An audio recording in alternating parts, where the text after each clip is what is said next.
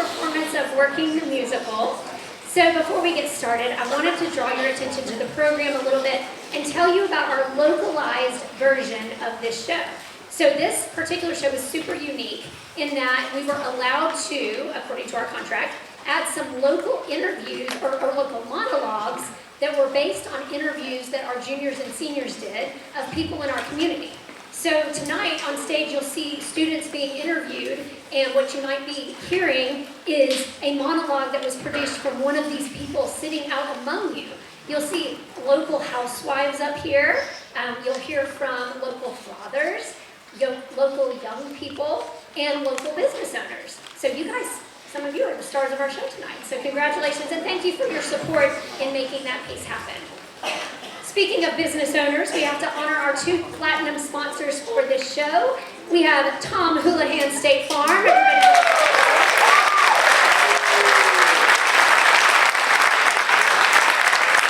And Greg Grimes of Aquatic Environmental Services.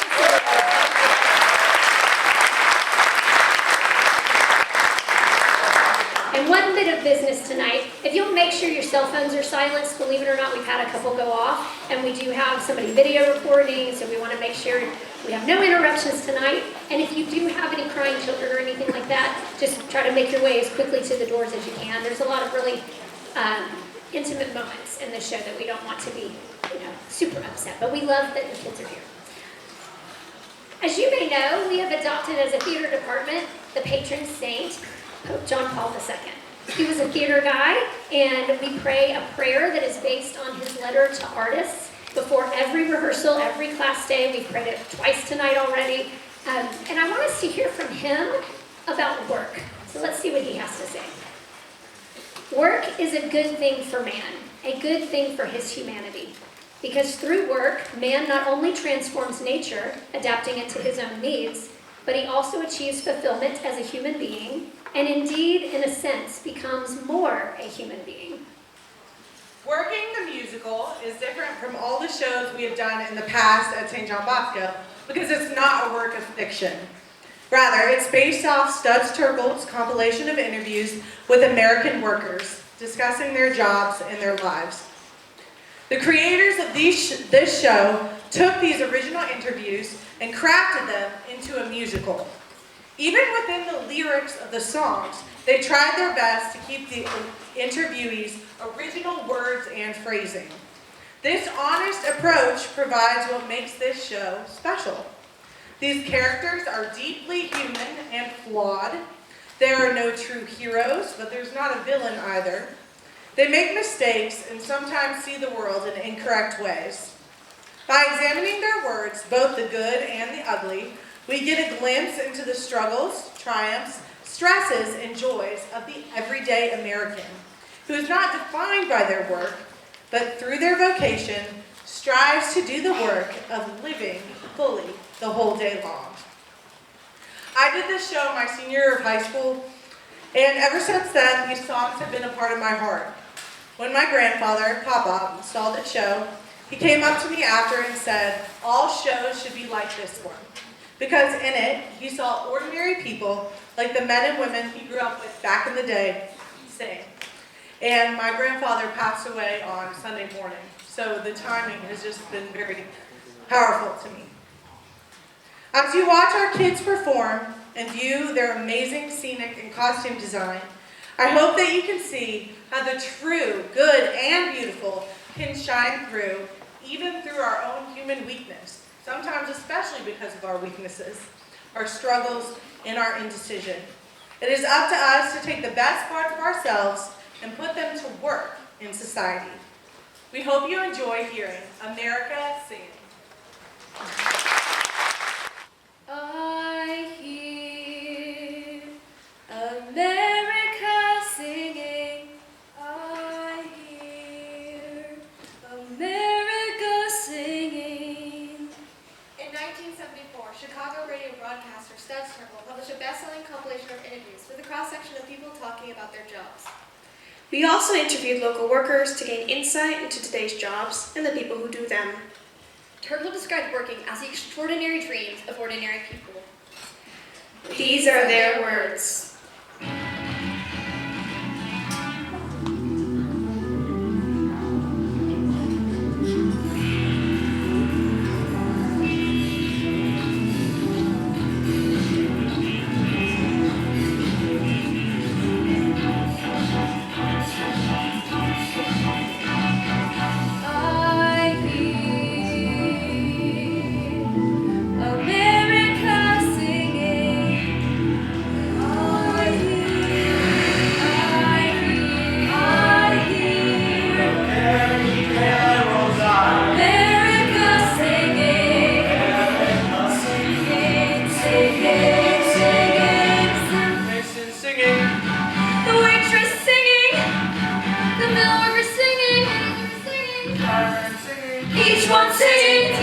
trucker. The trucker, the housewife, I hear America singing, America singing. everybody's a challenge. Sorry, they feel like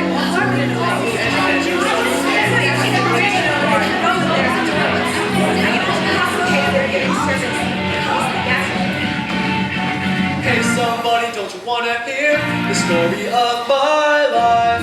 One of them movie companies, TV documentaries. Won't you come and ask me, please? And pay me $1 million to tell you what I do at the store. 'Cause if you pay me $1 million, I wouldn't have to go and do it no more. 1, 2, 3, 4.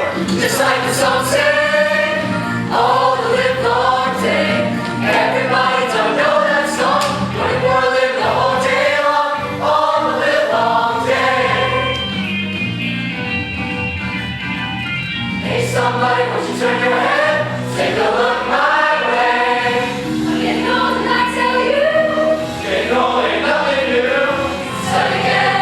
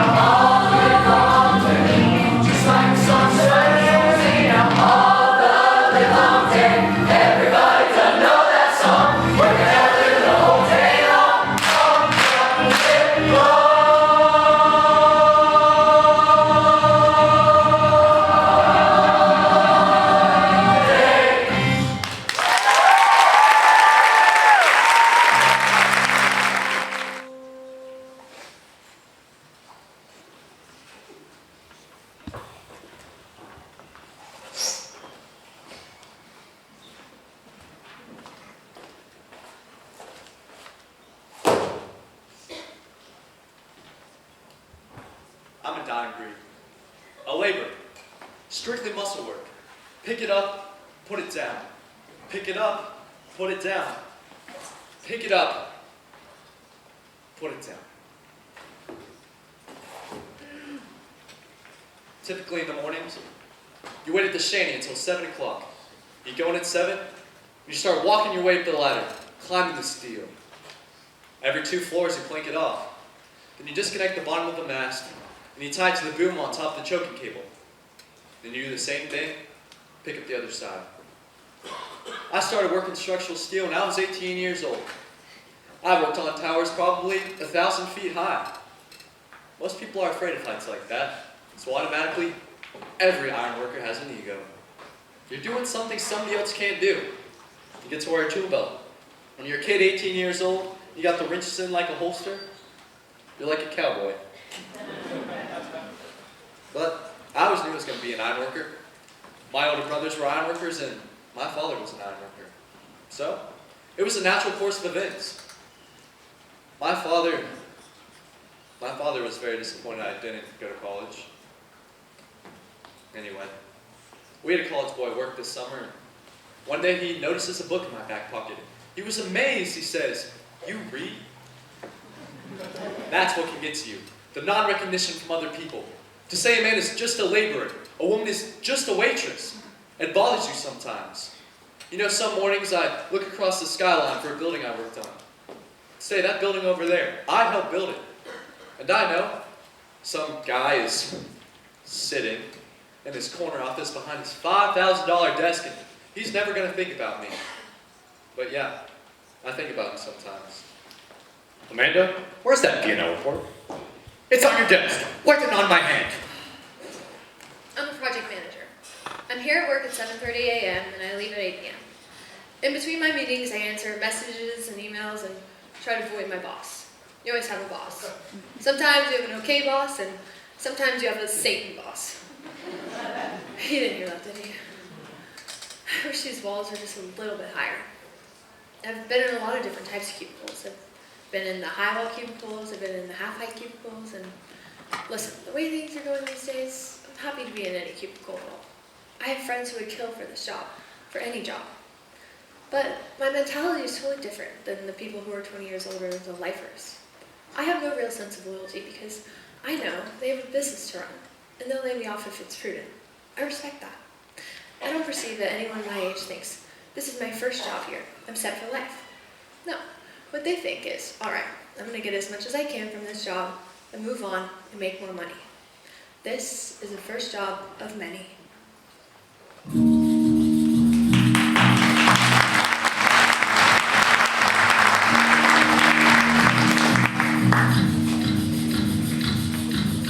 This is my first job. I smell like a burger.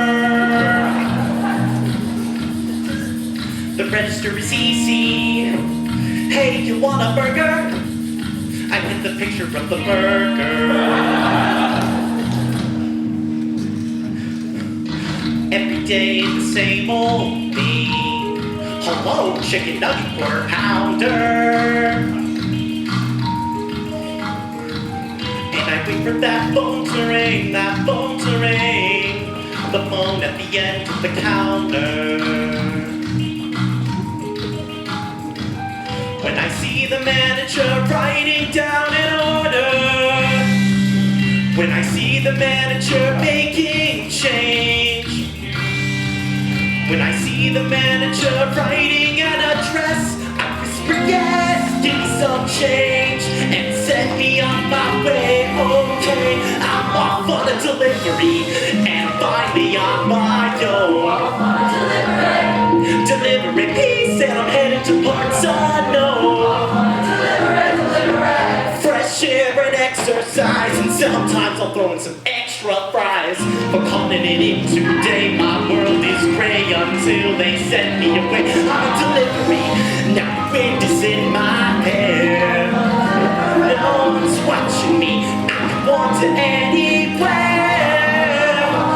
But the food is getting cold, so I'll do as I am told.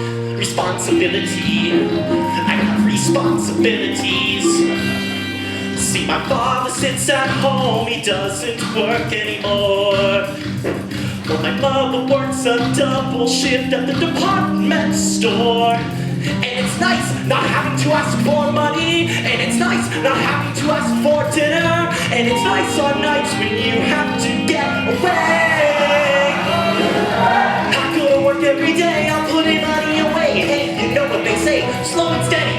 I'm making minimum wage, that's pretty good for my age. If I can manage to save, I'll be ready to go wherever I gotta go. Wherever destiny leads me. But now the restaurant feeds me and my family needs me. Delivery, the customer's always right. Thanks for getting me out of the house tonight.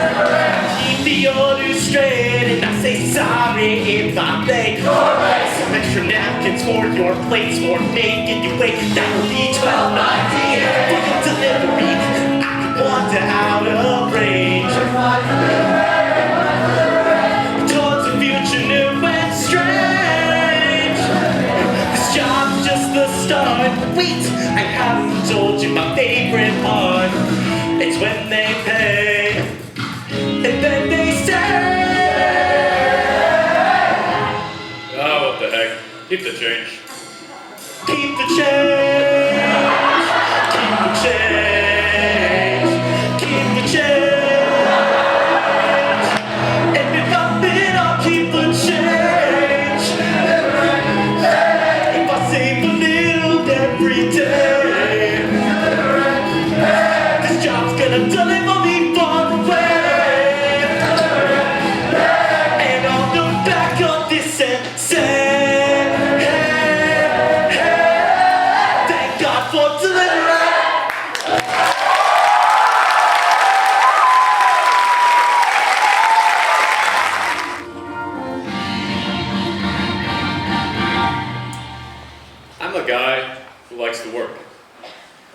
people enjoy tennis, but I enjoy work. I enjoy being a leader. I enjoy being the guy everybody looks to. I like the responsibility of having a team of people working for me. I mean, that's what this country's about. The free market. Now, it's not perfect, but if they would leave it alone, it would sure as hell correct itself better than any regulator can. Yeah, some companies will go away. Some people will lose jobs. And some people will lose money. But that's just basic capitalism. Listen, who developed America? Was it the regulators? The SEC? Or was it the Mellons? The Rockefellers? I mean, tell me what they did bad. Okay, sure, Rockefeller exploited some workers in the copper field. Maybe he shot someone. Fine. Not perfect. But who benefited? There's still Standard Oil, isn't there? Mellon's Bank is still around. Listen, how many charities were started by these people? How many museums, theaters, national parks are here for us to enjoy thanks to these robber barons? These are the giants who built our cities, who built our country. Unless you have losers, you cannot have winners. Oh, 1 second, I gotta take this. Oh, yeah, okay. Give me 5 minutes? Yeah, okay. Yeah. Listen, I'm gonna have to cut this short. I need to get back on the phone before the markets close overseas. Everybody wants to work long hours these days. Kid wants to make it, he's gotta be willing to work long hours. He's gotta know how to outsmart the government if he wants to make a profit. It's easy. I mean, if you can't outsmart one little government staff, you shouldn't come to work in the morning. You know, I should be their teacher. I always wanted to teach. Yeah, that's what I'd like to do when I get tired of all this. Get involved with young people. Pass along my knowledge, my experience, my values.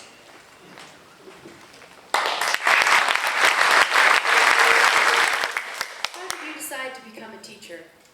You know, it was the only thing I ever thought of, teaching. Even when I was a child, we used to play make-believe. Me, my cousins, my sisters, my neighbor, and I. And my favorite thing to play was always teacher. And that's how I knew that's what I wanted to become. Now, years later, I wake up every morning and I try to remind myself why I do this. Because some days it's easy to forget. Some days you're dealing with so much and you realize you're the challenge yourself. But then there are moments that remind you. I like to think about this one student I had when I was just 21. I got to see her grow, move from one stage of life to another, and I realized this job isn't just about the grades. It's about watching someone become who they're meant to be. And that still sticks with me. And the best part? No 2 days the same, no 2 years the same. I'm the one constantly learning. Students ask me questions sometimes, and I just look at them like, why do you think I know that? But that's part of the fun. I don't have all the answers. I never will. And that's what I love so much about teaching.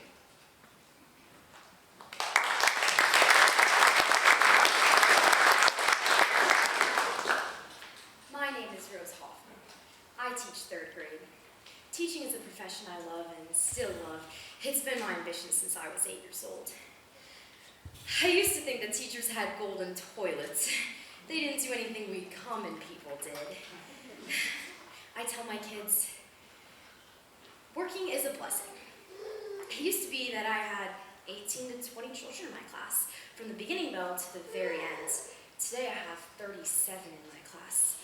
The children come in on their cell phones, and then they scatter to other classrooms, leave for art therapy, computer lab. These children know everything. Well, everything about computers.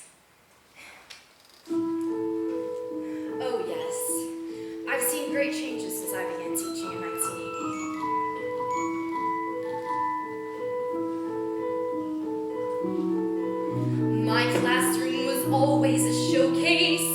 In those days we did it ourselves, with colorful pictures and charts on the wall, a snowman in winter, a pumpkin in fall.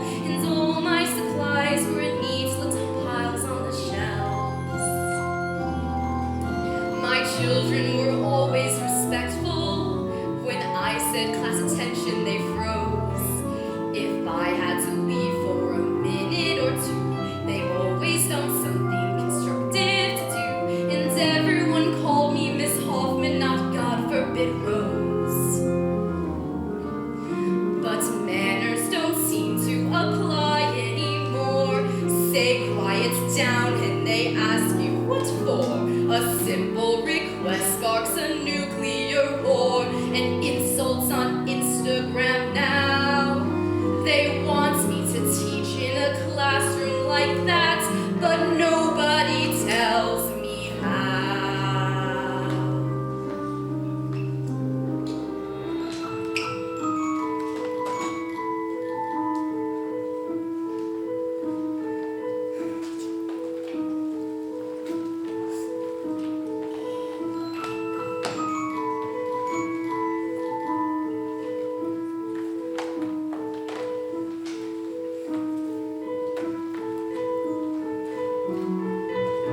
I made a big thing about spelling, but they learned by the time I was through. They copied the words till they knew them by heart 10 times for the dumb ones and twice for the smart. Gold stars were given to those who made sentences too. But who needs to spell when you're texting all day? Spell check is OMG awesome, they'll say. Like iPads to add and subtract because hey, a pencil's for dinosaurs now. The way I've been teaching for 40-some years is no longer effective, or so it appears. Well, it worked for me then, so what's wrong with it now? They say I'm supposed to keep up with the times, but nobody ever tells me how.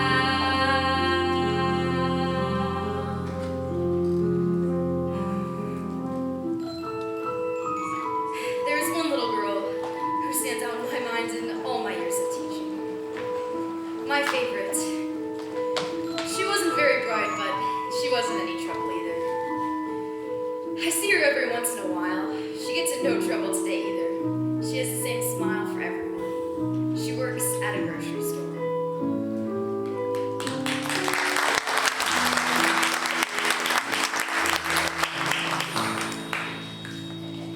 There isn't a thing that you want that isn't in this store. From soda pop to genuine pearl and can of oysters.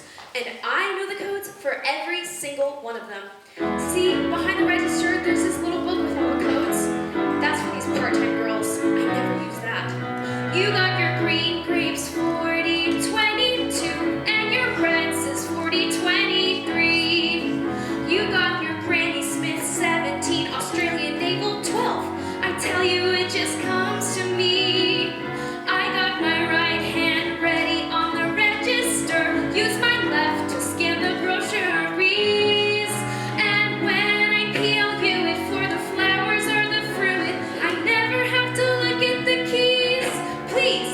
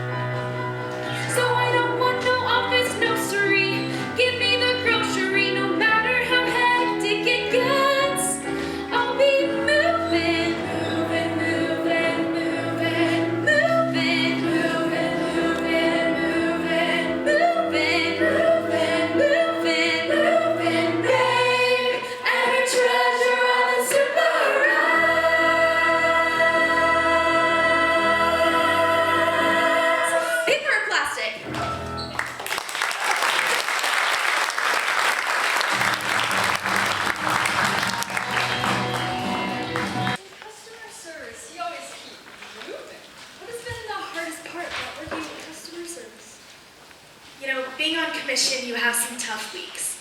You have your ups and your downs, your highs, your lows, and when it's low, it's hard.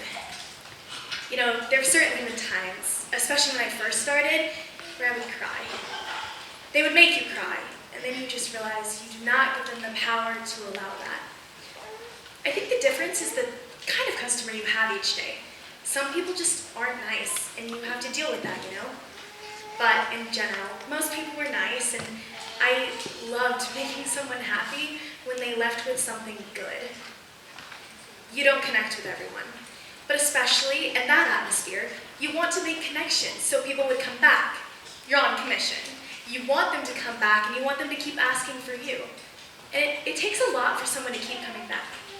You know, I watch people have kids, and their kids have kids, and after 20 plus years of helping a family, you get to know them very well. I was never pushy. All I wanted to do was to look for them, what was best for them. And if they didn't buy something because I thought I didn't look good on them, then that was okay, you know? I just wanted them to know that I was truthful and honest. If they're trying a bunch of clothes on at a fitting room, you become sort of like a psychologist. You know, they'll tell you all their problems. And if they're having a bad day, you're going to hear about it. So you sit there and you listen, and you start to talk back to them about what's going on in your life. You definitely form a relationship.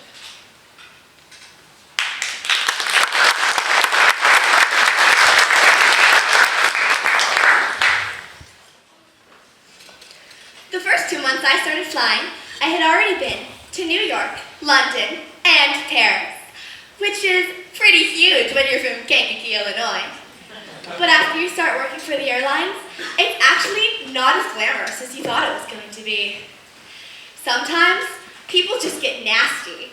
I mean, they're harassed by airport security, and then they get delivered to us.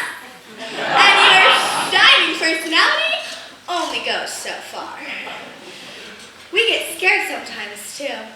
I've never yet been so scared that I didn't want to get on the plane, but there's been times at takeoffs when there's been something funny. This one time, I was working first class, and we had a load full of passengers. And the captain tells me that we're going to have to make an emergency landing in Chicago because we lost a pin out of the nose gear. Anyway, he wants me to prepare the whole cabin for this landing, but not for another 2 hours. And not to tell the other flight attendants because they're new and would get all excited. So I had to keep this in me. For 2 hours. And I'm thinking, am I gonna die today? And I'm serving drinks and food, and this one guy gets mad at me because his omelet's too cold. And I just wanted to say to him, just you wait, buddy, you're not gonna have to worry about that lousy omelet. When my parents heard I was going into the airlines, they got excited. My mother especially thought that it would be great, that I could have the ambition, the nerve, to go to the big city and accomplish something. Really? I just wanted to get out of Kankakee.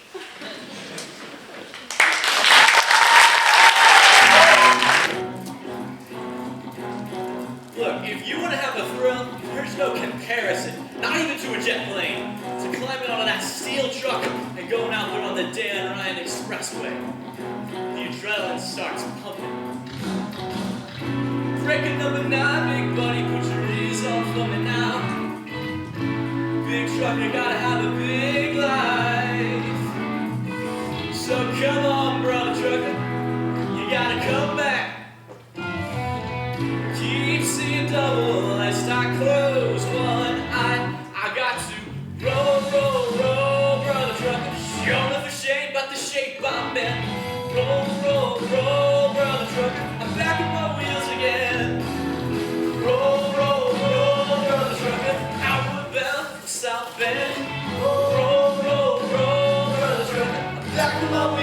again. I'm running out of lights. Oh man, dim those headlights. Before I was sleeping the last 2 nights. I'm gonna be alright, 'cause I got to roll, roll, roll, brother trucker. I say where and you say when. Roll, roll, roll, brother trucker. Back on my wheels again. Roll, roll, roll, brother trucker. Back it on up and do it again. Roll, roll, roll, brother trucker. Back on my wheels again. You know, you sit in that truck, your only companionship is your own thoughts. And you don't want to get stuck thinking about your problems at home. So, turn up the radio. If you can play loud enough to hear it over the engine. So yeah, we truckers fantasize something tremendous. I mean, you think about that girl that had that voice, you build up something in your mind until you begin to believe it. No, New Jersey, big state police. I'm in a hurry. Won't you let me go in peace? I'm independent. I ain't got no teams to know. 'Cause the NFL, the CEO, they still don't know.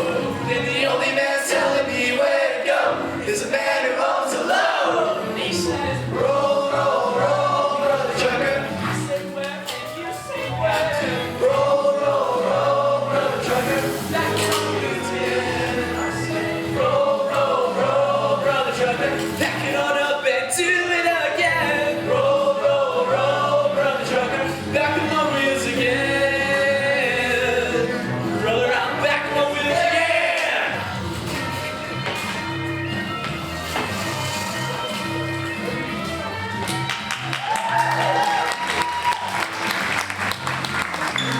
Roll, roll, roll, brother trucker. Back it on up and do it again. Roll, roll, roll, brother trucker. Back on my wheels again. Back on my wheels again.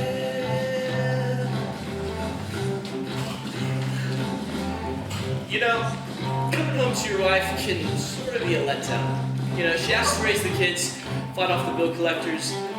She can't even count on her husband to be at a lousy graduation or communion. And when you do get home, I mean, you'd rather be sleeping than getting ready to go out on a Saturday night. I make 2 round trips to Atlanta, pass within 4 blocks of my house, and I never go home. It's easier to just keep going. So you call your wife, tell her you won't be back. Hey, honey, I'm sorry. It's just stupid phone company. Verizon Tech Support, this is Johnny. How may I help you? Yeah, this number isn't working, and I have like 5 bars. I'm sorry you're having trouble, sir. May I have the number you were calling? Yeah, 404-765-5910. I'm sorry, sir. All the circuits in your area seem to be busy. What? I can't hear a word you're saying. What's wrong with you guys? Why don't you wait 5 minutes and place your call again?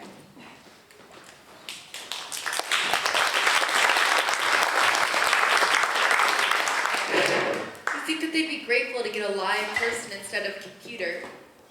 Sometimes you really want to talk to them, if they sound upset. For me, it's a temptation to say, gee, what's the matter? Well, all you can say is, I'm sorry you're having trouble. If you get caught talking to a customer, that's 1 mark against you. 3 marks into your...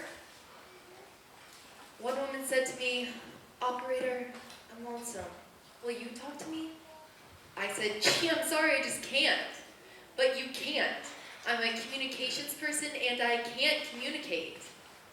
So, I always thought of the receptionist as the loser at the front desk taking phone messages. Now, I am one. So, of course, I had to change my opinion. She had to be special, right?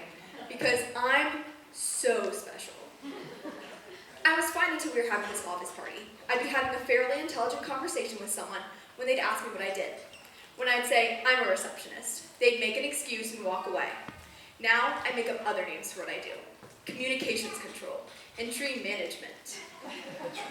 I never listen to phone conversations. I'm tired of talking. My mouth gets Tired tired of of talking. constantly for 6 hours straight There's without a 10-minute 10-minute break in the day that's quiet. You can't think about it. What I do all day is say what I have to say as quickly as possible and switch the call to whoever is going to. I notice people have asked me to slow down when I talk. Miles away. Do I listen in on conversations? But let me tell you, some people really do. I once worked for Especially if you're working AT&T, late at and night. all the Sometimes girls people's used to lines talk are about so absurd. conversations. You'll sit I don't there care and who you laugh are. until there's If you work tears nights rolling and down it's your quiet, face. you're gonna It listen makes to the night go conversations. faster. Sometimes, to make the day go faster, I'll do drawings, laundry, and sort of things. Never people. I pretend that I'm alone and things are quiet. I call it the land of no phone. I never answer the phone at home.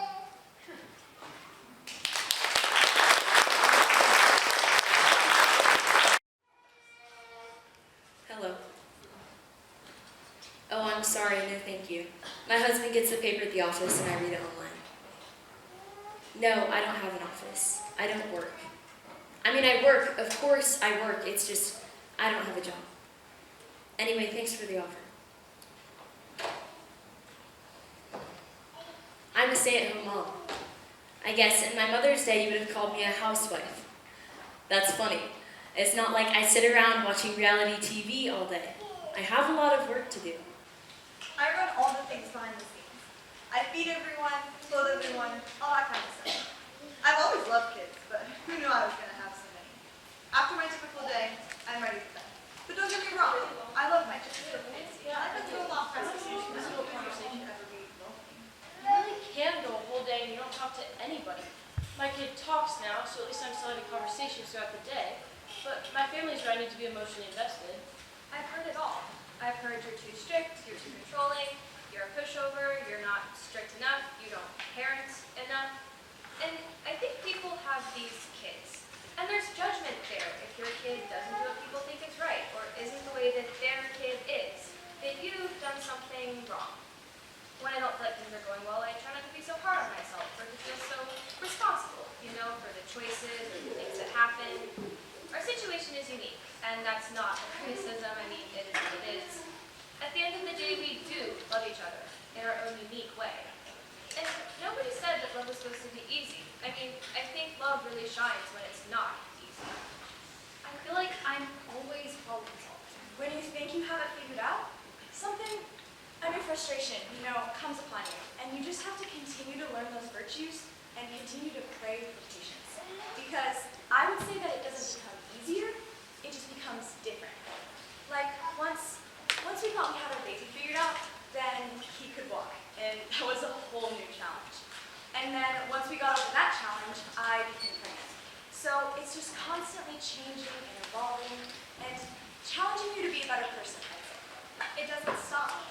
It's your life. It's consuming, and finding time for yourself can feel almost impossible. That's just part of it. It doesn't always feel extraordinary to me, but I know how crucial it is. If you want to feel good, if you want to feel joy, then you have to give that to others, and you receive it. It's very underrated by the world, I think, what moms and wives are given credit for. There's a dignity to all work. My mom, maybe focus was us, but I still invite this cultural thing of like, oh, it's boring, like you're stuck, it's trapped, it's tedious. It can feel like a job, but I think being a housewife is more of a vocation because it's totally ingrained in who I am. That's just what I am, and I'm okay with it. I fail over and over, but those challenges are working at me and helping me get to heaven. I can't keep track of all I do in order to get something in return. That's just not how it works. I consider marriage and parenthood to be a primary vocation. And I always try to remind myself of that. Like, all the other things we do in the world are like a secondary vocation. But a job? I don't know. I get paid in snuggles, I guess. Everyone wants to be told that you're doing a good job. It feels good when you work outside the home and people are telling you you're doing a good job. But when you're home all the time, you don't have people telling you, oh mom, thank you so much for this breakfast. Your toddler's not going to tell you you did a good job in your review of the year, You're not getting that external validation anymore. It all has to come from God and from within and from your spouse. You show love to your children so that they can go out into the world and show love to others. So I would say that's a pretty hard job. I feel like you can outsource anything nowadays. Like cleaning, go to grocery shopping. Somebody can pick it up for you. Meals, DoorDash. You can outsource literally anything nowadays. But the one thing I feel like you shouldn't outsource is raising your kids, however that looks. And I mean, obviously I had my mom and my mother-in-law to watch my baby while I worked, But I feel like if you can take ownership of it, you should. I fulfill being here. I prefer it. I prefer it to be me over anybody else with my kids all day. And I don't feel any resentment or jealousy towards my husband that he gets to go and work all day. I don't feel like I contribute any less to my family than he does. And I don't feel like just because he makes more money than I do, that I have any less of a say, if that makes sense. But one thing I've realized is that everything is hard. Life is hard. Your life is hard for certain reasons, and my life is hard for certain reasons. You just have to choose your heart. I would choose this heart over any other kind of heart. You just want something more exciting to talk about at dinner parties. You know, something that matters. What I do only matters to 3 people.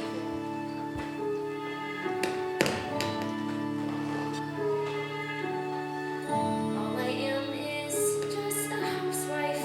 Nothing special, nothing great. What I do is kind of boring. If you'd rather, it can wait. All I am is someone's mother. All I am is someone's wife. All of which seems unimportant. All it is just my life.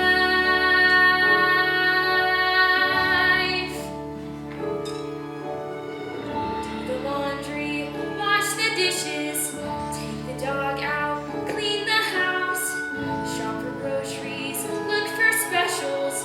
Oh, it sounds so Mickey Mouse. Drop the kids off, pick the shirts up, try to lose weight, try again. Keep the troops fed, pick their things up, lose your patience, count to 10, 2, 3, 4, 5, 6, 7, 8, 9, 10, 4, 5, 6, 7, 8, 9. All I am is just a housewife, nothing great. What I do is out of fashion, what I feel is out of date. All I am is someone's mother. Right away I'm not too bright. All I do seems unfulfilling. So the TV talk shows tell me every night. I don't mean to complain at all, but they make you feel like you're 2 feet tall when you're just a wife, just a housewife. All they see are the pots and pans and the Pepsi cans of a person's life. You're a whiz if you go to work, but you're just a jerk if you say you won't. Just a house. People say that they think it's fine if the choice is mine, but you know they don't. What I do, what I choose to do, may be dumb to you, but it's not to me. Is it dumb that they need me there? Is it dumb to care? 'Cause I do, you see. And I mean, did you ever think, really stop and think what a job it was? Doing all the things that a housewife does.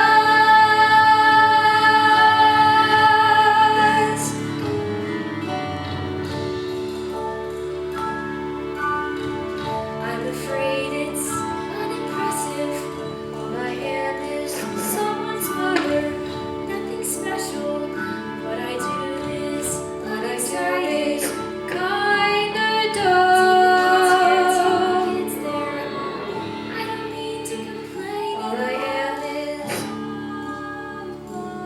am is busy, busy.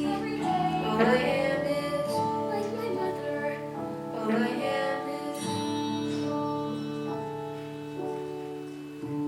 just a housewife.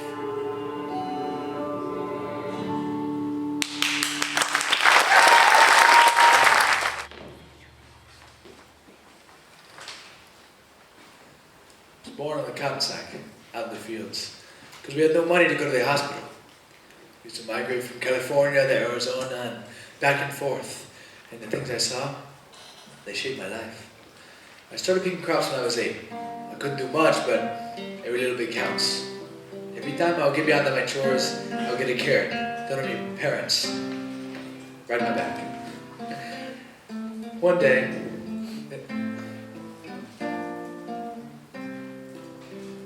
I remember, we had just gotten to California to pick the carrot harvest. It was very cold. We had just a little old blanket for the 4 of us kids in the tent. So I sewed a brand new blanket from the grower. When we we got under that blanket. Oh, it was nice. The next morning, the girl told me, Mama, he'd turn us in unless we gave him back the blanket, sterilized. We went to the river, scrubbed the blanket, and ironed it. She sent it back to the grower. Oh my goodness. We got a spanking for that.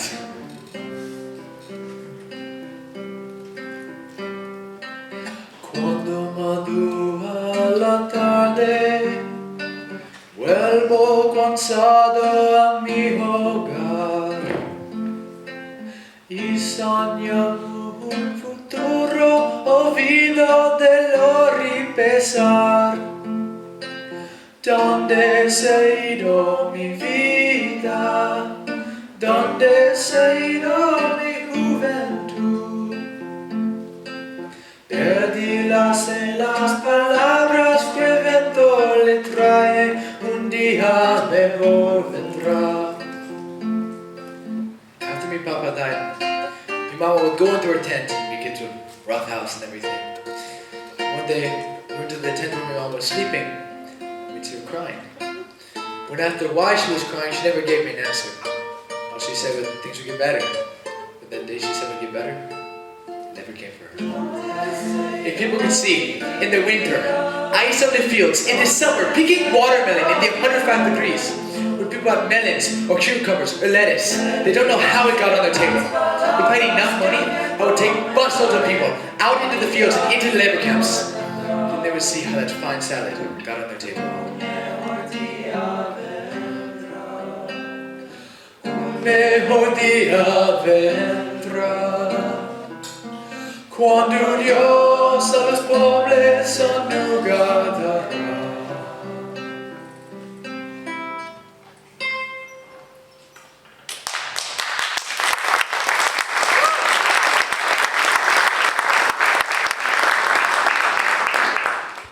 We make suitcases. The tank I work at is 6 foot deep, 8 foot square. In 40 seconds, you have to take the wet felt out of the felter, put the blanket on to draw out excess moisture. Wait 2-3 seconds, take the blanket off, pick up the wet felt and bounce it on your shoulder. Reach over, get the hose. Spray the inside of this copper screen. Walk to the hot dry dye behind you. Place the hot piece on the ground and the wet piece on the dry dye. Push this button. Inspect the piece we just took off, stack it, count it. Every 40 seconds. In the summertime, the temperature at my workstation ranges from 100 to 150 degrees. I've taken thermometers and checked it out. I have arthritis in the joints of my fingers and naturally my shoulder from balancing this wet piece. The hose will sometimes spray and leak back on you. The hydraulic press leaks, so you're constantly slipping on oil. You have the possibility of being burnt every time the wet felt hits that hot dry dye. You're just engulfed in a cloud of steam. Every 40 seconds. The tank runs 24 hours a day. I work 8 straight hours with 2 10-minute breaks and 1 20-minute break for lunch.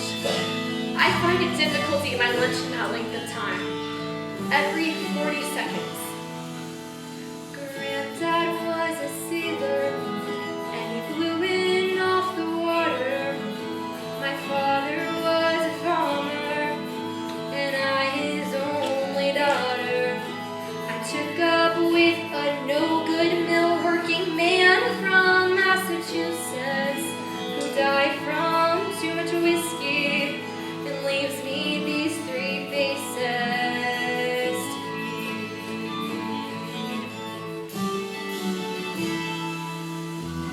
Millwork ain't easy, millwork ain't hard. Millwork most often is an awful boring job, and I'm waiting for a daydream to take me through the morning and put me in my coffee break so I can have my sandwich and remember it's me and my machine for the rest of the morning, for the rest of the afternoon.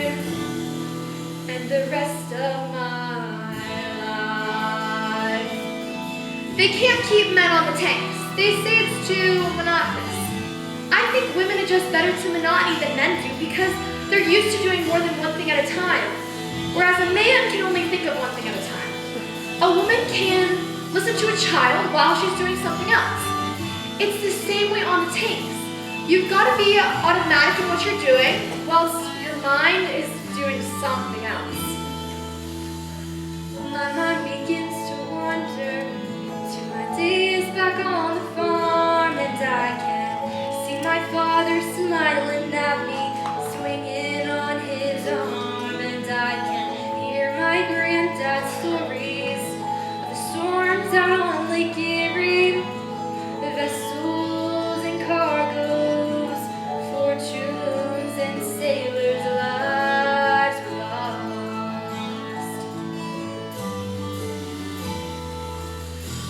Life has been wasted, and I have been a fool to let this manufacturer use my body for a tool. I get to ride home in the evenings, staring at my hands, swearing by my sorrow that a young girl ought to stand a better chance. And may I work this mill just as long as I am able, and never meet the man whose name is on the label.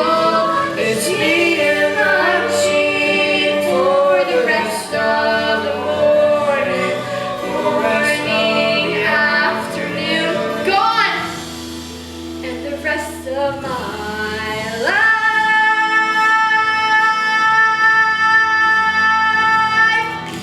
You wish you didn't have to work the tanks, but when it's the only thing you know how to do, that's what you do.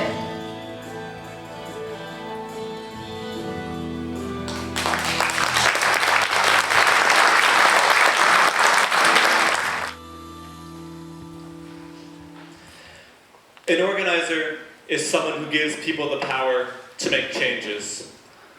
I put together a fairly solid organization of rural people in Pike County to stop Bethlehem Steel from strip mining. I had to tell them again and again that it was possible for them to win. You see, most people in their guts don't really believe it. No one believed we could stop Bethlehem Steel.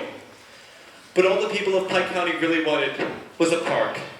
Just a place for their kids. And Bethlehem said, go to hell. We're not going to give you a darn thing. So I got 20, 30 people together.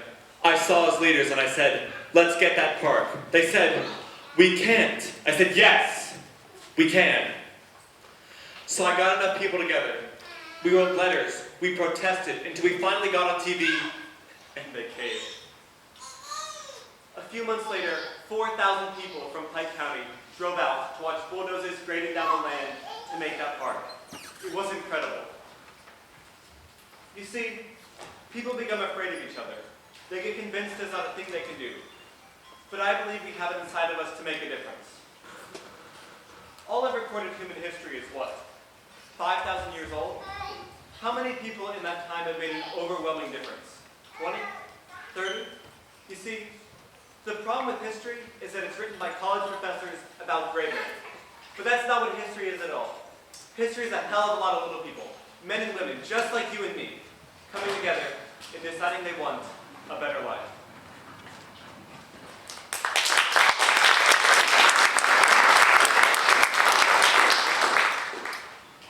I've been parking cars for 32 years.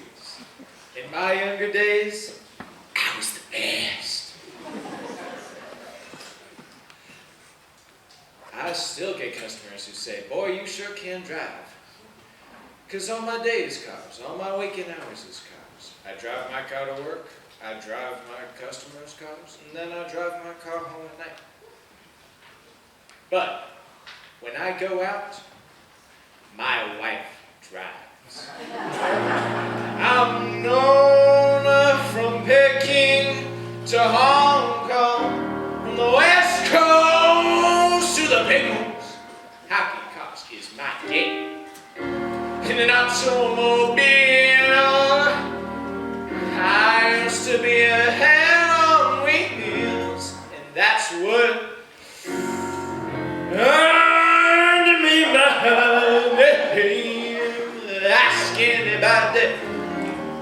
tell you about Lovin. Ask anybody, and anybody will tell you. There was a time when nobody could beat me doing what I do. Dig it.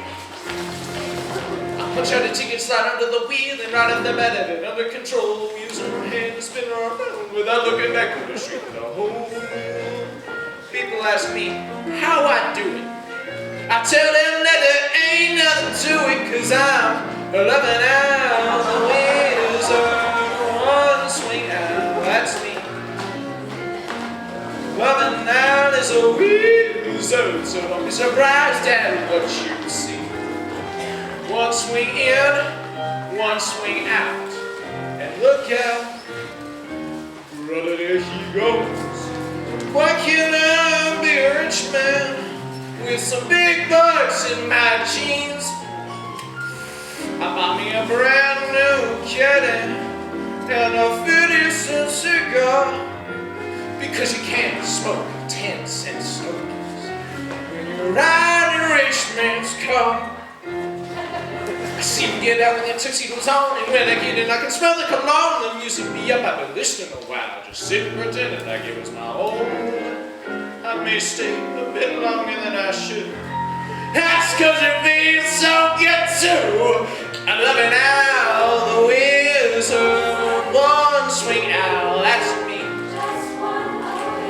Loving out is a wizard. Don't be surprised at what you see. One swing in, one swing out, and look out. I had a customer once, tall as a smokestack. He sat down in and looked like I was sitting in the back. He said, "You better pull that seat up, boy, I'm almost 7 feet." I said, "Mister, I never move in anybody's seat, 'cause I'm loving out the wizard. Wheels and me agree. Loving out is a wizard, so don't be surprised at what you see. I gotta skip, I see a chip.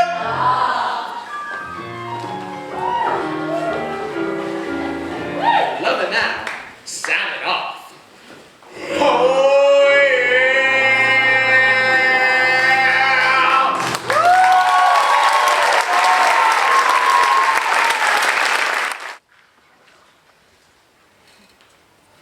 It's a pretty good day, they stone. You get interested in what you're doing and usually fight the clock the other way. You're not looking for a quit. You're wondering, you haven't got enough time, and it's almost quitting time.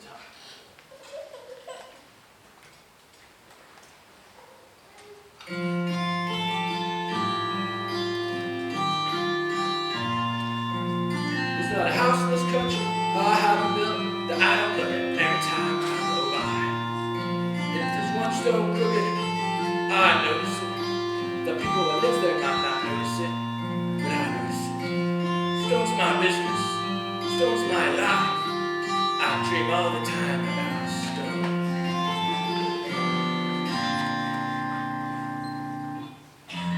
Built a house with his hands. 30 years go by, it stands. It stands where nothing stood. A house of stone that makes us sleeps real good. Does his work day flight. Quitting time's a big surprise.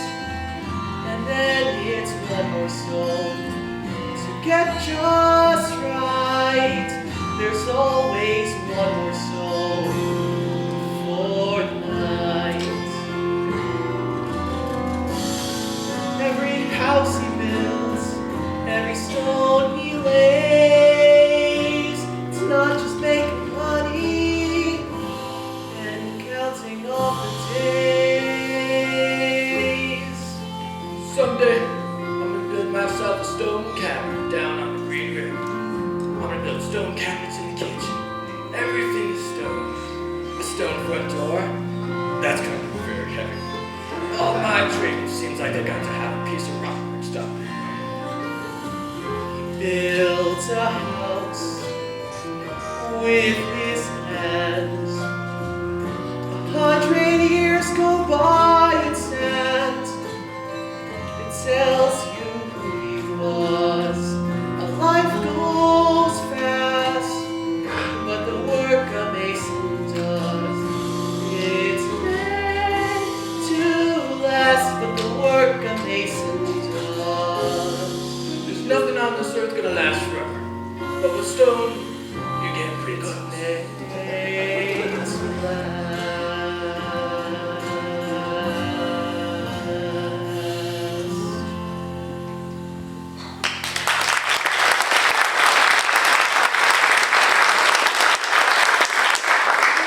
Somebody, don't you wanna hear the story of my life? Won't somebody ask me, please?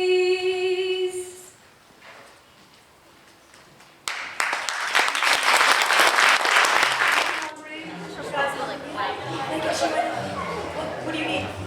Just holler. I might not answer, I can't guarantee, but you can holler if you want to. A burger? All right on the house.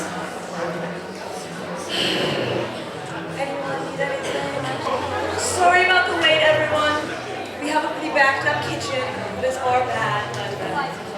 Hopefully in the next day or so we get your food out.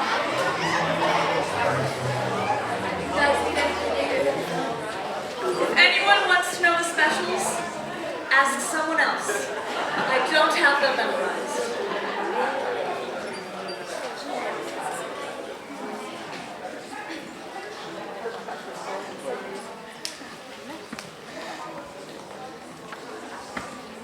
You know we serve hot dogs here. If you want hot dogs, they're half off.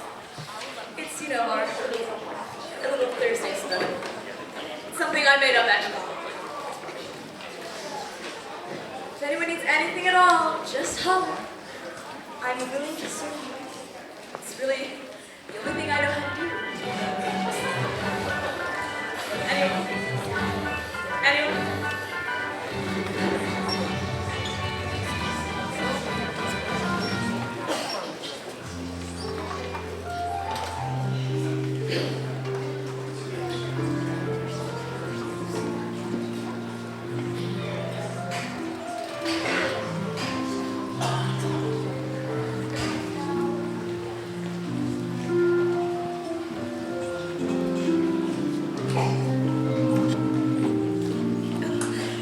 Good evening.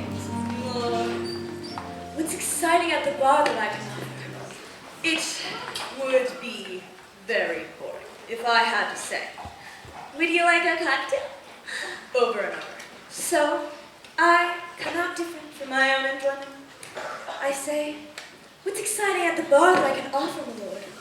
Or something. Maybe with cocktails, I give them a little philosophy. They order coffee, I give them political science. I have an opinion on every single subject there is. My bosses don't like it, so I have to speak solo motion. But if I get heated, I don't give a darn. I speak like an Italian speaks. I have to be a waitress. How else does the world come to me? Everyone has to eat. Everyone has hunger. And I serve them. I give service. I can't be servile. There's a difference. I get intoxicated with giving service. It becomes theatrical, and I feel like I'm on a hurry, and it intoxicates me. I'm on stage. There's some manners don't care when they put down a plate. There's a sound, not with me. When they move a chair, it'll scrape with the grate on the ground, not with me. I will have my hand right when I place a glass. Notice how I stand right as customers pass. Serve a demi-tasse or a vodka martini with grace rarely seen, even backed by Puccini. La la la la la la. It's an art be a fine waitress, to see that you pleasure each guest. There's a twist to my wrist when I bring your steak in, and watch as I take in your liver and bacon. It all will be stylish and smart. That's what makes it an art. I remember one day, as I do now and then, I had shakes. Down I went. There was my tray full of coffees and cordials and cakes. Down I went. Though I kept my voice, not one guest heard me fall. Never made a noise, not one noise, food at all. If you have to crawl, you give them what they like. You carry the tray like it's almost ballet-like. La la la la la la la la la la. It's an art to be a fine waitress, to see that you treasure the test. Like tonight was a fight, cause they hired this busboy, this clothes all a must boy, and guess heard of cuss boy, did we have a quick heart to heart? Even that is an art. Tips. Tips are important to people like captains and barmen. For them, it's a tipsy. For me, I'm a gypsy. Just toss me a coin and I suddenly feel like I'm Carmen.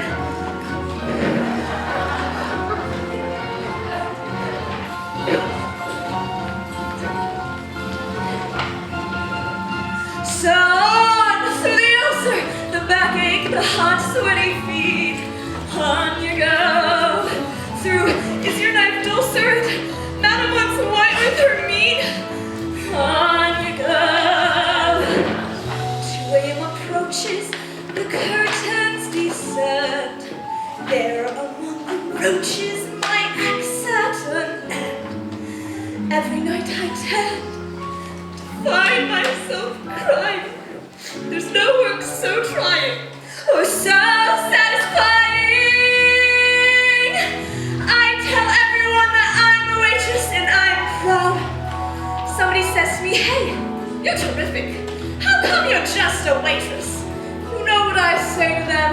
I say, why? Don't you think you deserve to be served by me? It's an art to be a great waitress, to go without pleasure or rest. So I zoom through the room in a flare. No one else has an air, no one else has, I swear.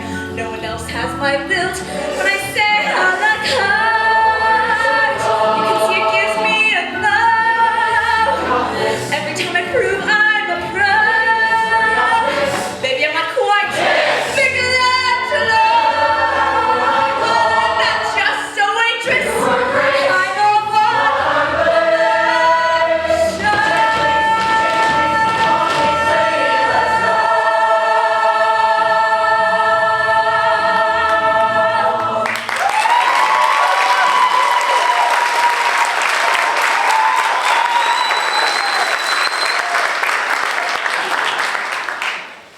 After 16 years here, I went on a trip to Hawaii for 2 weeks. I went exploring and hiking with my friends. My daughter said to me, act your age. I said, honey, if I were acting my age, I wouldn't be walking. Not after 16 years on this job. I worked for them for 16 years. And overnight, they let half of us go. It's now known as Black Thursday. They told us to clear out, leave. That's all. No goodbyes. One guy broke down right there and cried. What did I do wrong? I've done a great job. Please don't do this to me. My daughter's getting married next month. How am I supposed to face people? All of a sudden, no one calls. You go out and start visiting friends, but they're all busy with their own work. They don't have time for you. This is psychological. I don't want to get into it. It was a year ago November, and I'm still looking. But you just have to fight your own way. It's what I've been doing my whole life. Don't get me wrong. In this economy, I'm lucky to have any work at all. But after so many years, I sometimes I just wish I didn't have to go to work.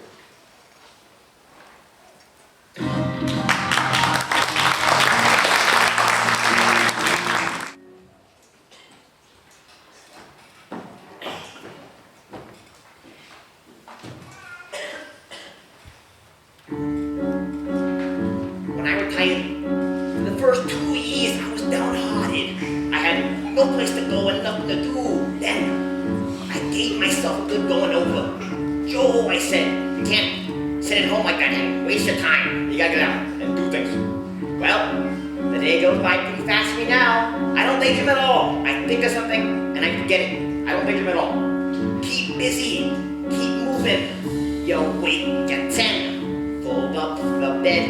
You can't leave the couch open all day, you know. It's depressing. You cook an egg, you toast some bread. You cook for yourself, you save a bundle. If you don't keep track of your money, who will? You think about the day ahead. You don't go feeling sorry for yourself. It's like I said, you can stay at home and be mad at the world, or you can get out and you can do something. You take a walk, you meet a chum. This one guy lives over by National Biscuit. Boy, you should see the nice aroma. You shoot the bull, you argue some. Maybe he calls up a couple other fellas, come over, play some poker. You lose at gin until they come. This guy remembers what cards he picked up. The dirty bum. Get him beat at gin. The beat's doing nothing. You take a bus. You take a train. You go visit your wife's grave. On the way to read Reader's Digest. It does you good to use your brain. Maybe you go visit your cousin. You bring a six-pack along. You take a stroll down memory lane. When we were young, we were always together. And raising Cain. We go back a long way, him and I.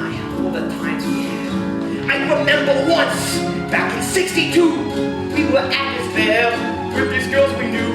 On this crazy ride where you screamed or you prayed. The Big Dipper they used to call us. We could hardly walk as we left the car. So we staggered down for a candy bar. And we sat and laughed by the penny arcade.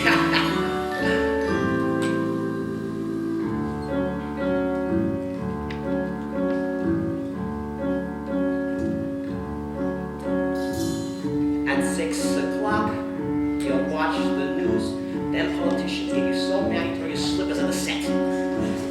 You'll cook some Franks, no big to-dos. Most nights you lay around, straighten up, maybe call your daughter. You watch the game, you take a snooze. Then there's Sundays, Sundays different. You change your shirt and shine your shoes. Cause you're going around the block to the tavern. You shoot some pool. You drink some beer. You don't have to have a lot to have a good time, you know, maybe 3 or 4 in the evening. You find a pal, you bend his ear. You meet a lot of the old crowd on Sundays. Sometimes a bunch of you sing the kind of song you never hear. Like Stardust, we're in the mood, and then you cheer. You know, last Sunday night we sang, till we meet again. Believe it or not, I once did a waltz that time, honest to God. It was at a dance. I was 17, and the girl was like from a magazine, and the lights were low, and I really mean low. I think my friend has something to do with that one. And I kissed her cheek as we waltzed away. I remember every bit, like it was yesterday. Boy, was she surprised. I could hear her say,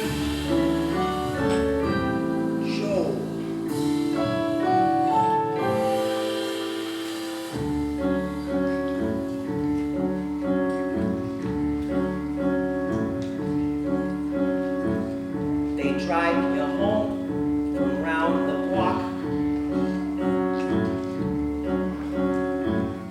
You take the cash out of your sock. You fix the bed, you check the lock. Rewind the clock. When I retired, a lot of people told me, Joe, you should have done it. You still had your health. I don't know why I retired. It's just a habit, I guess. Well, don't worry about me. I keep busy, keep moving. That's the trick. I just don't want to be one of the old people who can't take care of themselves no more. That's not me, you know. That's not Joe.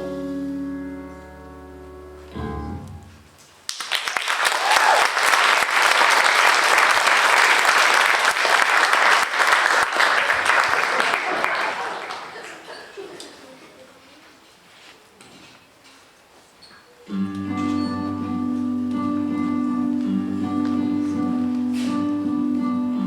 had a very good day today.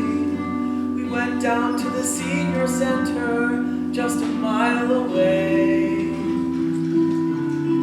Some days he only wants to stay at home, but on Tuesdays they play music and they dance. You should have seen him dance. They were playing Spanish music. He's a ham. He likes to make the nurses smile. Some days he can't remember who I am, but today he was lucid for a little while. And through it all, I take his pulse, I change his clothes. Where are his children? Heaven knows. It doesn't pay much, but I get through, because I do the work that no one else will do. She had a very good day today. We went to a nearby park where she likes to play. She's only 5, but she can do it all. And today we took her scooter for a ride. You should have seen her glide, and I was terrified. I spent the afternoon just running by her side. The sun came down and then I brought her home. Her parents work late. I took her in each night, and I sing, I love you, I love you, I do love you, till she's asleep. She says I love you, and I love her too, while I do all the work her mother doesn't do. I have a family of my own. I have a daughter back at home. I send whatever I can spend, with no one singing her to sleep. And sometimes I close my eyes and imagine I am there.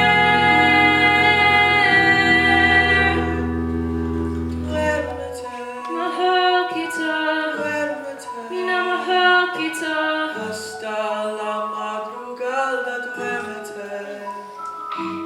Mahal kita, mina mahal kita. We went down to the senior center just a One day my dreams are gonna all come true.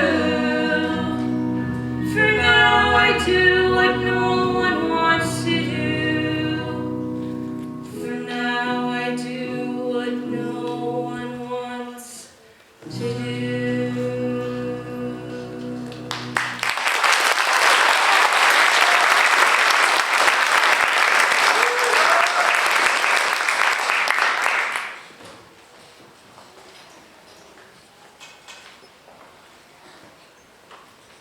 You go in there, and it's dark. Smoke's pouring out of the building. It all happens really fast. I feel this tremendous heat to my left. I turn around, and the whole room has gone orange yellow. You can just see orange and feel the heat. The lieutenant and the other fireman got the ladder up and saved 2 people. But downstairs, there was a guy trying to get out the door. And they had bolts in the door. And he was burnt dead. You know what the lead man said? We lost the guy. We lost the guy. You saved 2 people. How would you know a guy sleeping on the pool table? Yeah, still lost the guy. I always wanted to be a fireman. Lots of guys want to be firemen. It's like kids. Everybody's still a kid. Guys 40 years old still feel like kids inside, except they're starting to lose their hair, and they can't look out as much. I used to be a cop. Know why I switched to fireman? I like people. And sometimes, when I was a cop, I could feel the hate coming into me. I remember one time, I went up on the roof of this project, and there was this big guy, about 6'7", at the top of the stairs. I said, "Hey fella, turn around." He said, "Yeah, wait a minute." It dawned on me that he had a gun caught up in his belt, and he was trying to get it out. So I pulled out my gun, and I said, "I'm gonna shoot." he threw up his hands on the wall, and he started shaking. And the gun in my hand started shaking. And I said, just get out of here. So I took the fire department test. You know, the world's so messed up, the country's messed up, but the firemen, you see them produce. You see them put out a fire. You see them come out with babies in their arms. You see them give mouth to mouth when a guy's dying. You can't get around that. That's real. I can look back and say, I helped put out a fire. I helped save somebody. Because of me, someone could be born. Someone could grow old. It shows I did something on this earth.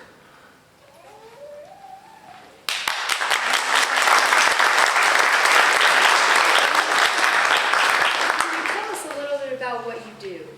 I'm a field artillery officer in the United States Army. A typical day for my job is I wake up around 4:30 to 5. I go to work. We call it the battery. Sometimes we go on a run, sometimes we go to the gym, sometimes we do a circuit, or we call combat PT every Thursday, which means we basically show up in our actual work uniforms and we go on a run or a ruck or do something that relates to our combat job. What I do is I train soldiers. I do maintenance on the howitzers and the trucks, I plan training for my soldiers in my battery, and then basically do anything else my commander tells me to do for the day. What is your position? I am a first lieutenant. My position is platoon leader, which means I'm in charge of about 50 soldiers. And it gets really stressful because not only do I have my own job as a soldier to worry about, but I have to worry about the personal side of things as well. So if a soldier gets hurt, if their family member gets hurt, if a soldier gets in trouble, I have to deal with that. When have you been the most stressed in your position? I think the most stressed I've ever been in the military was probably when I was over in Iraq. It was super stressful. And what is the best part? The people. I enjoy getting to work with soldiers. And I get to meet different people every day. And I get to know them, I get to talk to them, I get to care about them. I get to help them build their futures. I get to help them build their lives. I get to help protect them from things they can't protect themselves against. And they help me grow to become a better person. That's what I really enjoy. They help me become a better person. Do you ever wish you had done something different? Sometimes I think about what I would have done if I wasn't in the military, but no. I'm really happy with where I'm at, and I wouldn't trade it for the world.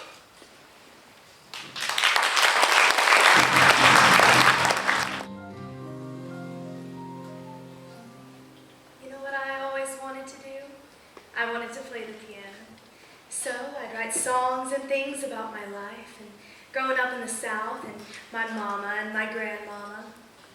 Now I have my very own beautiful daughter, and I have plans for her.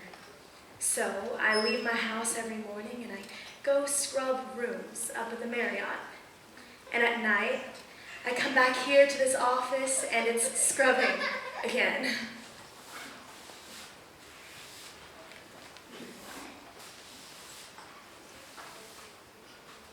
For generations, that's all we've done, scrubbing. My grandmama, my mama, and me. But my daughter, she isn't going to do any of that domestic work. I aim to be the end of that particular line. Mama worked just like her mama before her. Domestic work was a trade. They were laundress, cook, and the live-in help, Thursday girl, babysitter, and the hotel maid. They worked 6 days a week, all day long, and never could get out of debt. Those were the days when the minimum wage was anything you could get. They were cleaning women without faces. They was coming and going on a first name basis. They're talking to somebody who knows. And after so many years, Lord, I don't want to get stuck in a laundry room. I don't want to pick up another room one of these days. Till noon. All day long I'm thinking, my kids out in the streets somewhere. But the folks up in their rooms don't think you're thinking half the time. Always talking around you like you ain't even there. It's getting so it does something to my mind.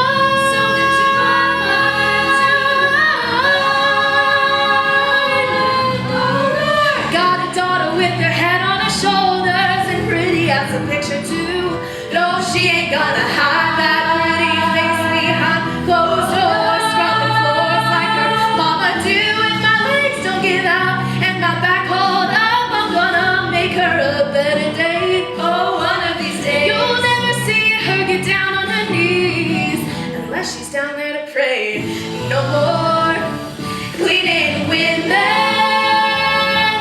without faces. Oh no, she's gonna walk in on a this last name basis. She'll be the first in this family to have a face you can see, Lord. She ain't gonna get stuck in the laundry room, and when she's sweeping, she'll be pushing her own brooms. The day may never come when she can sleep till noon, as long as she can get up singing her own tune. For me that day, Lord, for me that day, can't come too soon, can't come too soon. That day can't come too soon. That day can't come too soon. Woo!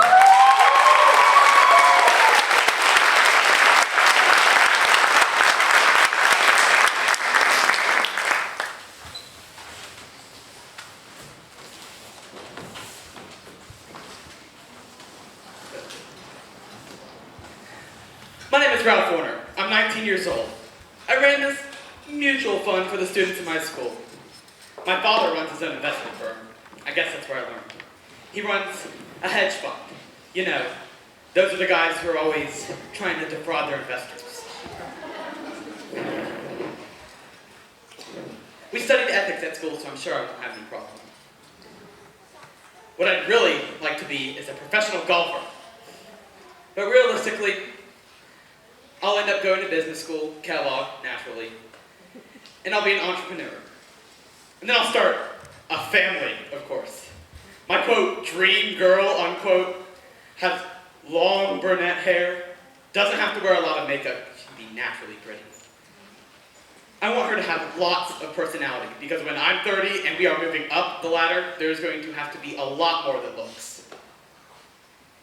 At first, she'll be working, but after our first child, she'll stay home, and she'll be a good mother. I hope to have 3 children, 2 boys and a girl. I want a Mediterranean house, one that leans towards a colonial style. And maybe it can be backing right off of a golf course, so my wife and I can play golf whenever we want. I hope my wife can play golf.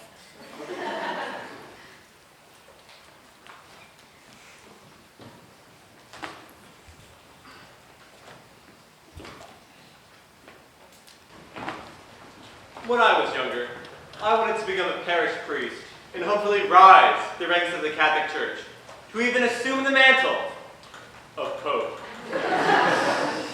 Around 12 or so, I realized it wouldn't be quite that simple, and I decided to change plans for my life. I want to start a trade company with my degree in finance as a base for how I run the company. Trades are a rapidly growing industry that should serve as a stable foundation for me starting a family. I have no way of knowing how things will pan out, but I trust in God's plan, which gives me assurance. People say that money can't buy happiness, but I think that money just gives you more choices that can make you happy.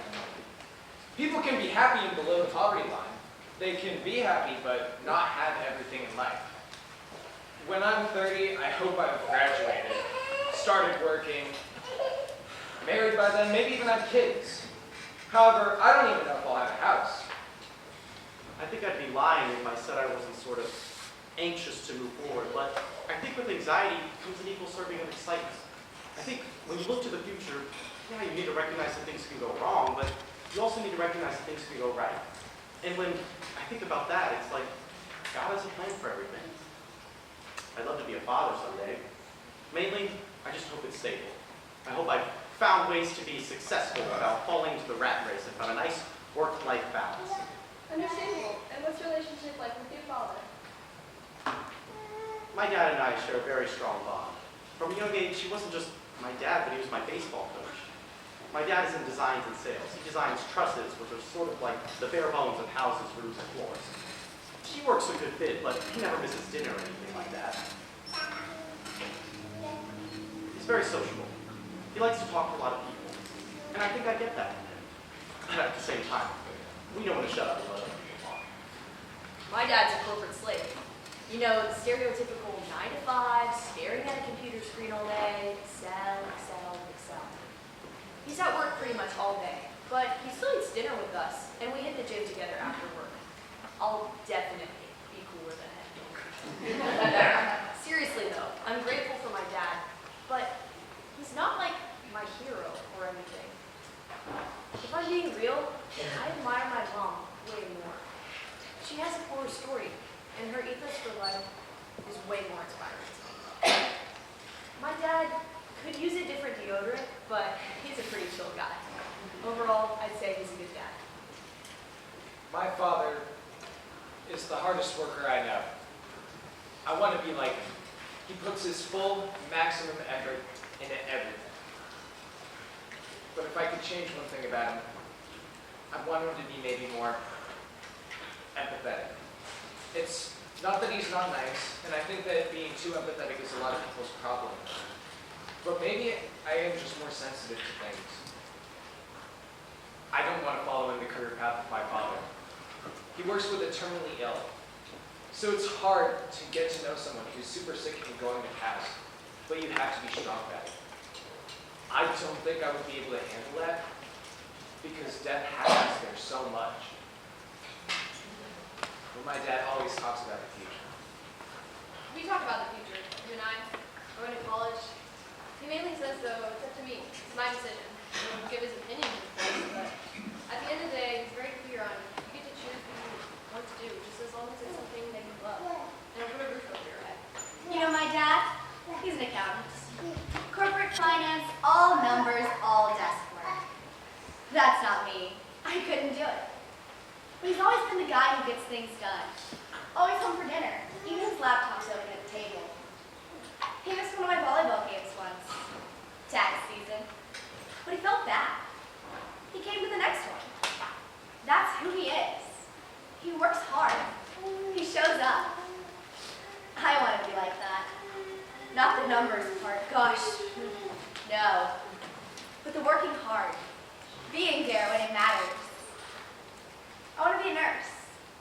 I always thought medicine was cool, but when my grandma fell and hurt her hip, I saw what nurses do. The way they help. And I thought, yeah, that's it. That's what I want to do. It's scary thinking about the future. Paying for school, paying for life. But I figure everyone does it. If I work hard, I'll be fine. My dad taught me that. He always says, find something you like. Work hard at it. So that's the plan. Find a way to help people. Work hard. Be there when it matters. Just not in a desk.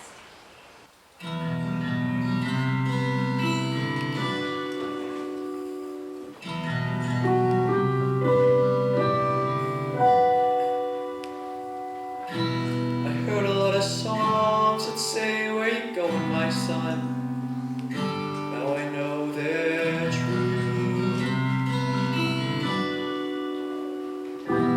Boy, never stop to think how fast the years run. Now they're taking you. I remember you was 3.5. Your mom and me, we'd sit there after things got quieted. Laugh at some new word you said. How tough you were to get to bed. We'd plan the night away, planning for our kid. I was your hero then. I couldn't do no wrong as far as you were concerned. You thought I was the best of tables hadn't turned, you hadn't learned how little time it takes when daddies make mistakes.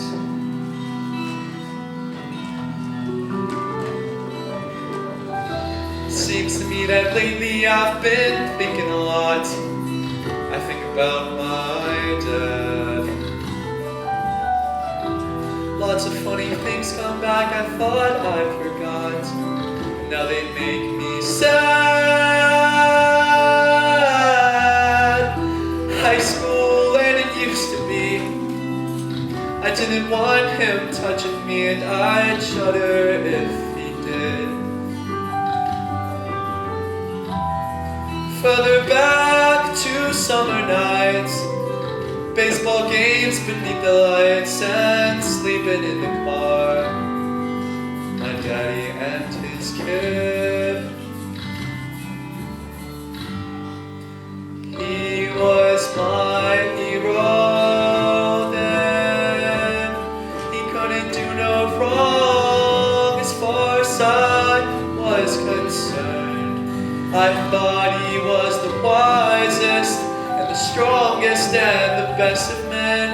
The tables hadn't turned, I hadn't learned how little time it takes.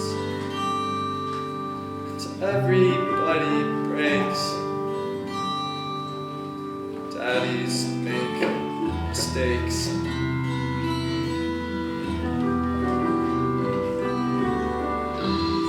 This may sound square, but my kid is my imprint.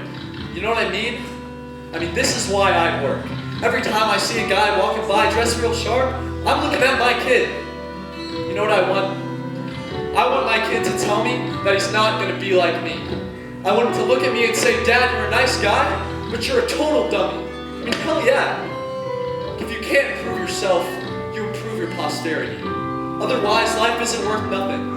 You might as well go back to the cave and stay there. You know, I'm sure the first caveman who went over the hill to see what was on the other side, he didn't go there only out of curiosity. He went there because he wanted to get his son out of the cave.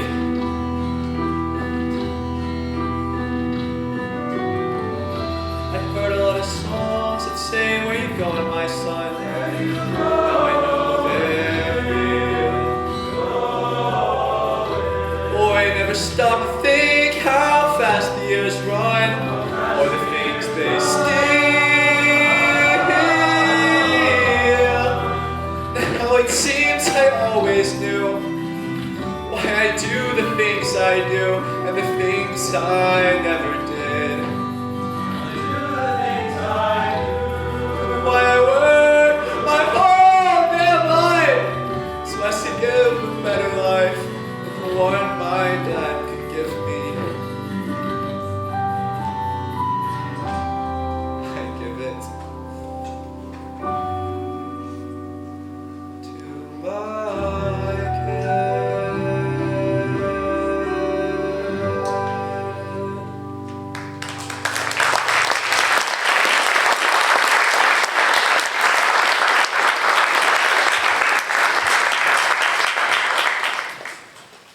Legacy you would like to pass on? Well, I had a lake management company, but I'm much more than a lake manager. I'm a husband, father, cross-country coach, a hunter, and, well, I guess I run the business when there are fires to put out. It was always about being outdoors, but I didn't always know that I wanted to manage lakes. Really, I wanted to be a game warden. I didn't decide not to. I majored in math, where I still have 2 years, but realized I was being called to an actuary office job. I didn't really find my passion in wildlife biology. Now you might be thinking, I know this perfect score on the wildlife technician test would land you a job, but one faulty dove hunting violation from ages past wrecked my employment prospects. I was losing my mind. But I found a little job doing lake management, not really knowing what that was back then. But I kept at it, pursued my degrees of fisheries at Georgia, and started my own lake management company. So, after a long battle, I'm still here, but I've made mistakes. I've sunk boats both literally and figuratively, but I'm still here. My most passionate calling is definitely my journey of ministry. If Jesus called Peter, Andrew, James, John, what's another fisherman? I've started a society for lake managers across the country to learn about business and leadership. I'm also part of a business group for entrepreneurs turning their business towards Christ. If I had one great goal, it would be to bring others to Christ through the great outdoors. I've tried to form my sons into the most joyful and adventurous men possible, and I've even taught some of their friends to hunt and fish at camo. I still can't believe they call me James Bond. You've said that working in sales with clients is rewarding but difficult. What do you mean by that? You're never really off. Even when you're off, it's not like you clock in or clock out. It's kind of hard to shut all the way off. I haven't always loved it, but as you get older, I think you learn to love certain things. It's a difficult job in that it takes discipline, but I don't regret it at all. It's provided my family a good living and a good lifestyle. What advice would you give the younger generation? I tell my kids this all the time. To be successful in anything is to be really good at doing things that don't take any talent. And what I mean by that is, be really good at being polite, dressing appropriately, being on time, being prepared, being coachable, and being friendly. If you can be really good at those things, you'll have any career 85% licked. If you can do those things, you don't have to be the best math student in the world. I tell my kids this all the time. Be good at doing things that don't take talent. Because it doesn't take any talent to get out of bed on time, get dressed, brush your teeth, cut your hair, and be friendly, kind, helpful. If you can do those things, life gets a lot easier for you, and you'll go a lot farther. You've gone far as a business owner, but was that always your dream? I grew up in Manila, Philippines, with 8 other siblings. At first, I dreamt of becoming a basketball player, but as you see, it didn't quite work out. But the encouragement from my mother led to another passion, and I decided to become a chef. I thought I could go to college, but never really finished it since I had saved up enough money to start my own business. And of course, I find work stressful, but I enjoy parts of my job, which can double stress. Every day, I meet new customers, and so far, most of them are pleasant to serve. Everything about my job is amazing, and it's pretty much just daily routine. The hardest part of my job by far is managing the price changes, and inflation doesn't make my life easier. Every day at work, I always observe how a restaurant is maintained. What would you tell your children about your job? When it comes to family, I say yes to working. I invite some of my nieces and nephews to work part-time, and I believe it teaches them the ropes of working in a business. But finally, my best piece of advice to give is to make your goals realistic. Be alert when opportunities come in, because if you make that opportunity, miss and make that opportunity, there's no telling if you can get it back.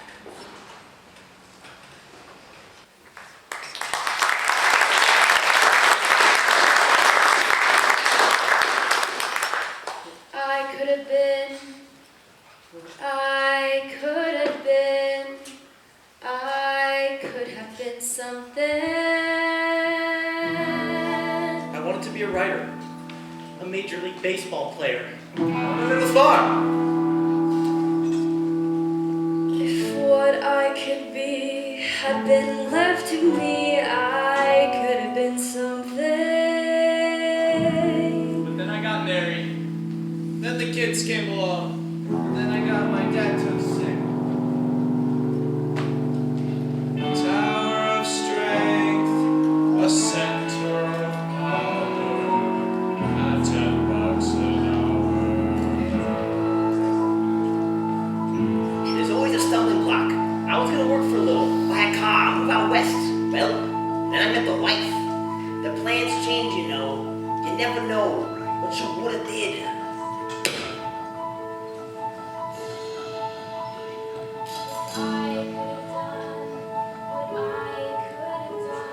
I could have done big things,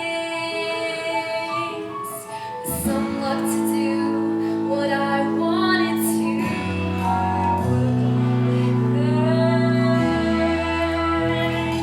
Swim a few rivers, climbed a few hills, paid all I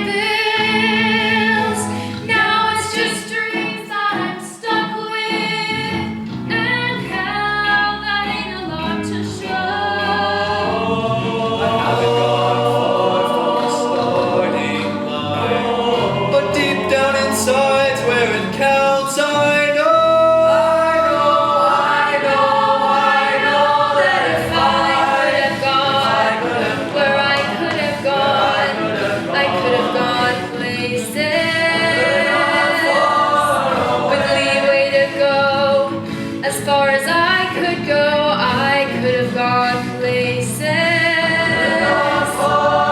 To the front of the line, the top of the tier, a long way from here. I could have. Back then I had ambition. Way back then. Of stamina and go. I never took no for an answer. It was tougher to fight all those ifs, ands, or buts. Ifs, ands, or buts. But if I could have been something special, I could let to me happen. If they had just let me go when I was ready to go, when I was ready to go back then. They had just let me go. God only knows. God only knows.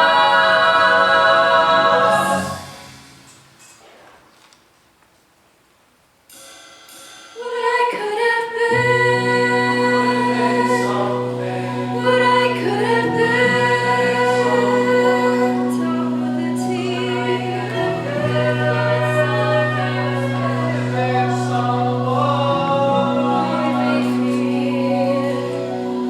What I could have been.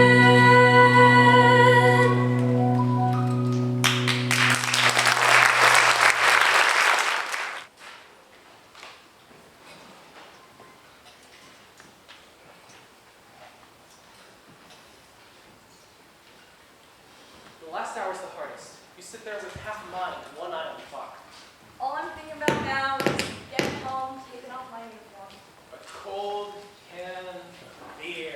Putting my feet up on the idiot box. When that whistle blows, you get a lot of guys who want to sit around and talk. I just want to get out of here. See, it's not just the work. Somebody built the pyramids. Pyramids, the Sears Tower, these things don't just happen.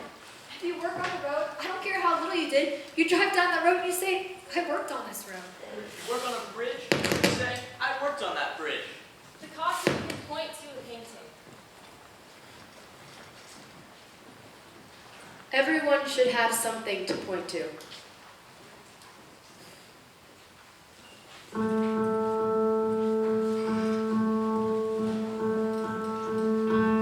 You know what I'd like? I would like to see a building. Say the Empire State Building. I would like to see on one side of it a foot-wide strip from top to bottom with the names of every person who's ever worked in or on that building. All of the names. So that when a guy walks by, he can take his son, take his daughter, and say, See that building? I was the one who did the design. I was the one who drafted the plans. Every detail and every line. See that building? That lifted the beam. I was the guy who worked up above. Those are the first things I saw. Every line, see that building? See that building? 40 flights up, I scratch my name. See that building? I'm on the staff. I clean the floors and I clean them well. My job is hard. See that building? 5 days a week I work at a desk. I handle the mail. 9 on the dot, I punch my card. See that window? Up by the ledge, 10 from the top. See that window? Count from the left. 1, 2, 3, stop. That's where